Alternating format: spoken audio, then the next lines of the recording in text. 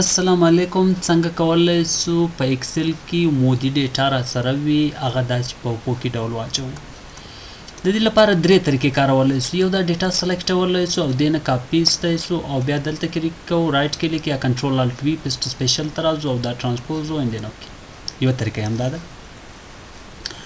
بل یو فنکشن را سره رینج ورته سلیکټو او بیا موږ ټایپو ترانسپوز او بیا دا اره دا سلیکټ او کله چې ماره سلیکټ نو د انټر بٹن وو ویډیو ایرر په دې خاطر راکې ځکه دا بار بار لوپینګ ته ضرورت لري. نو دا کار یوازې د اره کار دا واره فنکشن چې کله موږ اخلو ترانسپوز د خپل اره خو مګر کنټرول شیفټ انټر ته ضرورت لري کنټرول شیفټ انټر ته ضرورت لري. نو رینج ورته سلیکټ هم دونه رینج کې به زه راځم ترانسپوز اخلم او بیا ارک سلیکټ او کنټرول شیفټ انټر وهم ډایرکټلی راته ولوي. دا یو دوهمه طریقه. په درېمه طریقه څنګه موږ کولای شو؟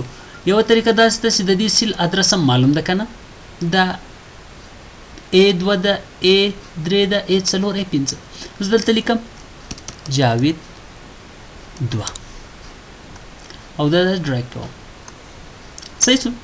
او بل دلته لیکم بختیار 2 او دا هم داسې ټریک کوم.